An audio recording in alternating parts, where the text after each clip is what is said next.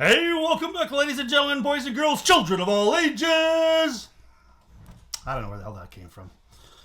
I just felt like doing my circus announcer voice there for a bit.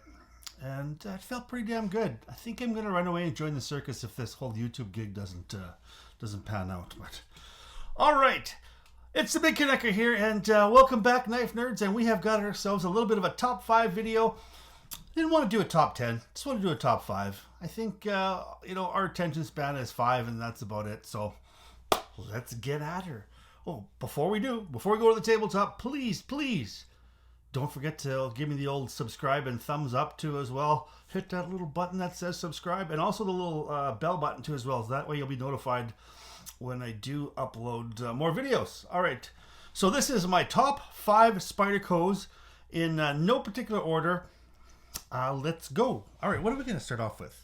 Let's start off with this one here. All right. Many of you are familiar with this. This is the Spydercos Smock. And let's get my little paper out there.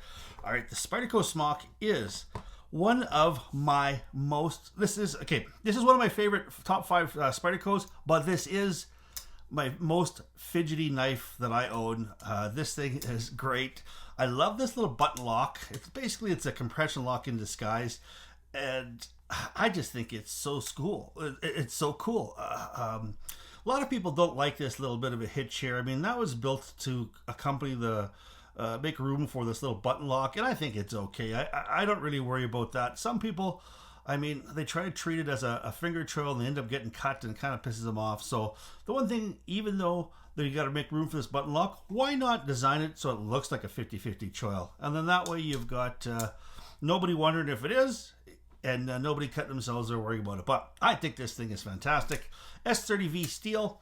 It is, of course, the Peel Ply laminate carbon fiber, which doesn't really bother me. Some carbon fiber looks really, really good. Some looks kind of cheesy. This is not their greatest version of the laminate.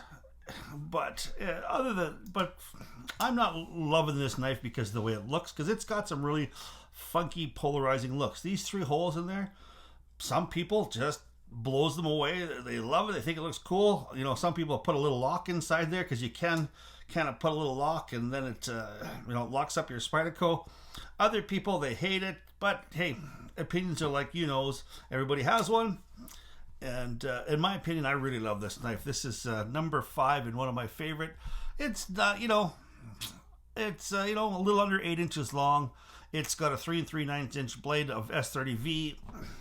So I mean, it was built in Taichung, so the quality and the fit and finish is really, really excellent on that. Of course, it's got the lanyard that I love to have a lanyard on there, and it's 3.7 ounces. Very, very small, very, very light too as well. All right, let's go on to number 2. This here is a knife that came out of left field for me. This Para 3. When this Para 3 came out, I was not really interested in it. Mostly because by the time this had come out, I had lost my taste for the Paramilitary 2.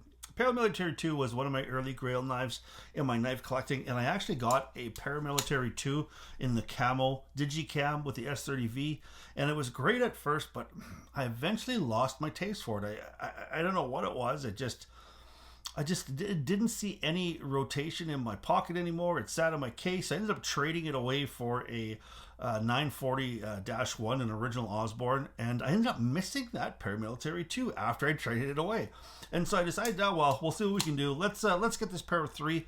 I got the Para 3 mostly because I wanted to have this Maximate steel. And oh my goodness, this entire knife just absolutely blew me away. It stayed in my pocket for a long, long time. Extremely comfortable. Really, really love it. You're not missing a whole lot. This is a very, very capable knife. I mean, if you had a Para 3 and you had a Para 2, and you know what? This Para 3 could do probably 99.5% of the Para 3 of the Paramilitary 2 can do.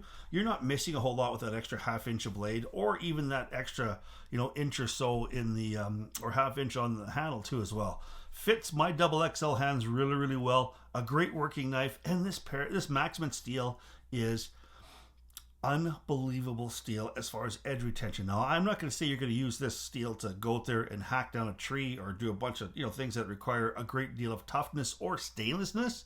But if you're going to be doing a repetitive cutting task through a material that's hard on knives, you can't fare much better than the Maximate steel. It will go through a lot of stuff, and Sal and the folks there are one of the few knife manufacturers that have figured out the ability to make steel, this Maximate steel, I guess, profitable, because it's really hard on equipment and hard on grinding stuff, and they've figured out how to do it, and they do it well. They heat treat it really well.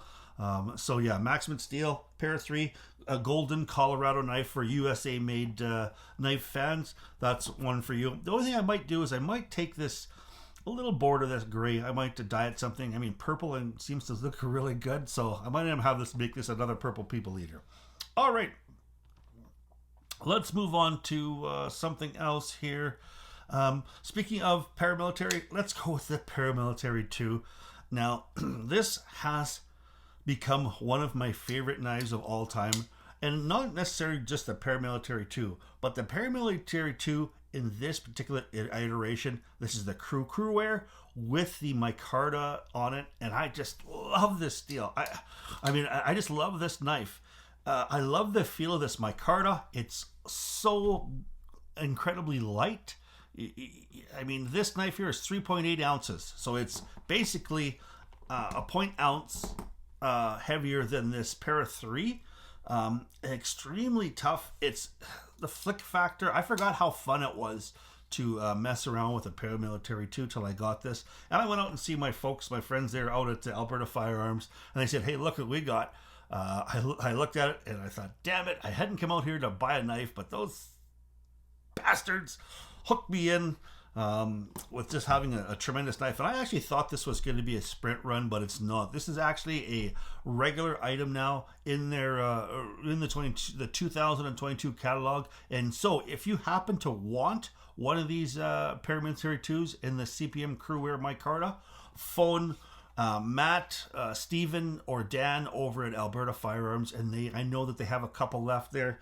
403-553-4642. Just a little bit of plug there for my friends out there. I know that they have a couple. So, and they are very, very priced very, very well. All right, so let's go with number 3. And here we go. This happens to be a Spydercos Southern Flipper. Oh my goodness, when this knife first came out, I was in love with this knife. Just from looking at the pictures online, looking at the reviews. I did some reading on Brad Southern, who's actually an amazing knife maker. He is come out with a few flippers for Spyderco, and he uses top grade material. Like, you have got yourself a couple of, this one here is a really thick titanium slab, a thinner slab with a G10 covering over top of it, but top of the rating steel CTS 204P. Now, I have to say that this knife here is, I think this steel is so far my favorite steel, and maybe for a few reasons. One, it took an absolutely screaming sharp edge. This is one of the sharpest, or if not the sharpest knife that I own, and I ended up sharpening it off on a KME, but it stays sharp for such a long time. I've been through a bunch of cardboard with this knife, and it is still hair whittling sharp. Now, the other day, I ended up taking this knife through, I had a couple of pieces of paper towel, and I wanted to clean something off, and I ended up running it through the paper towel, and it effortlessly cut through that paper towel, and it just bit into my finger here. As you can see here, there's a little bit of a cut there.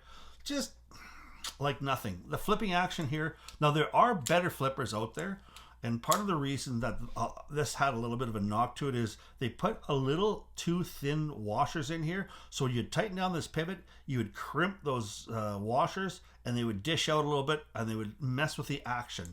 So the only thing that I have done is I have taken every time I clean this knife, I flip those washers over.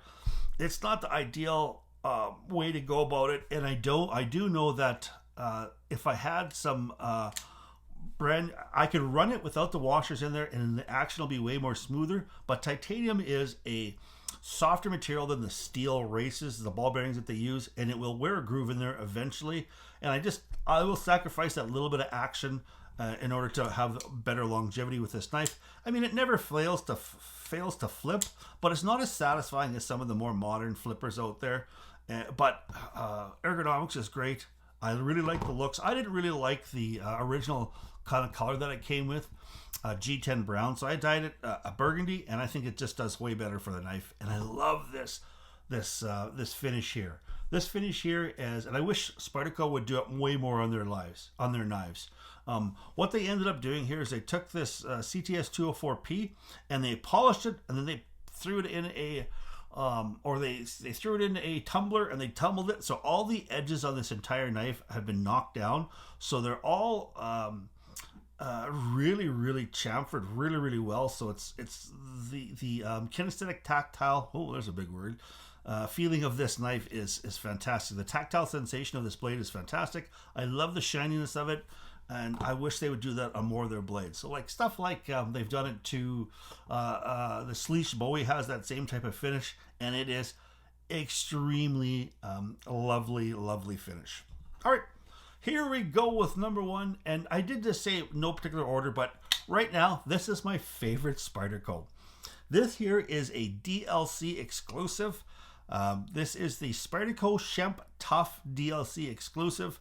Now, this here, again, came in a color that's OD green. I didn't like it. I dyed it burgundy. I think it looks so much better. You have got yourself a big honking piece of crew wear on this steel too as well. So, now one of the things they did here with this this big monster is they put not a DLC coating on there. They put what's called, I'm just trying to think, let's see if I can look it up here.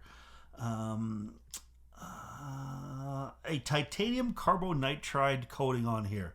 Now, so far this has been an extremely tough coating because this is a working knife for me. I use this and abuse this knife, and it is holding up extremely well. And the coating on there, the coating here is you can't really see that it's so thin that you can see the original grind lines in the steel. Where you've got like a DLC coating, that's the diamond-like coating is what they call it. It's thicker, so it's black, and it's also matte finish, where this here has got a shine to it, and you can see the actual grind lines behind it. So it is thin, and it does do a wonderful job so far protecting this, and I just love this thing. Again, you've got a couple of a big honking slab of titanium on one side. On the other side, you've got a steel liner with G10. It has a Reeves Integral lock, but it's the shorter lock, so it is tough. I mean, everything about this knife is built tough. To me, the lockup here is just like bank lock or bank vault safe. It's a monster. Now, this little bit of a cantilevered style here took a little bit to get used to when I first got the knife, but I've found that cutting through especially really heavy materials, it gives your wrist that much more kind of force to it. I mean, your wrist is stronger like this than it is like this. So if you're pushing through something and your wrist is straight, you're going to bend it. But where you've got that kind of that motion down like that, I think your wrist is stronger that way than it is this way.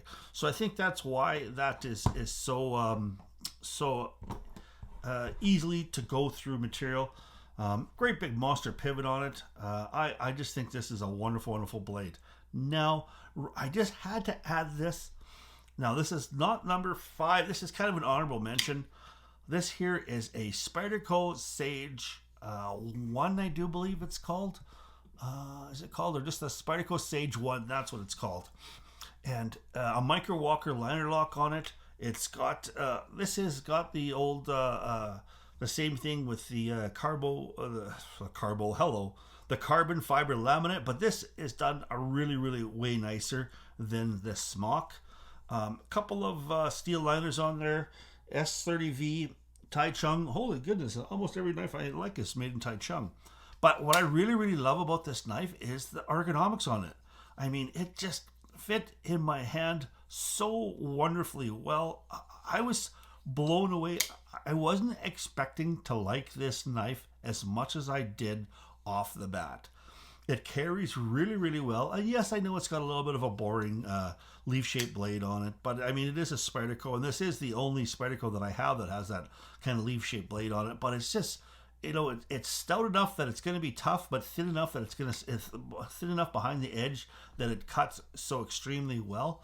It's very, very light. What's this? The lightness of this 3.2 ounces. So I mean, and it's got everybody's favorite wired clip on there. It's extremely smooth. It's drop shut smooth. This has to be an honorable mention. And if you have a chance to buy a Spyderco Sage, do it, because your hand will thank you. All right. Well, that's my top 5 Spydercos that I own, particularly right now. I'm sure you guys are wondering about some of the other ones that I have. Yes, the Spyderco Stovepipe didn't make it because I ended up trading that away. And in place of that, I'm going to be replacing that with a Chris Reeves Sabenza 31. I should be having that, hopefully, that unboxing today. Oh, I could hardly wait. And then I've also got a Spyderco Domino coming. So that's a couple of things that are coming down the road.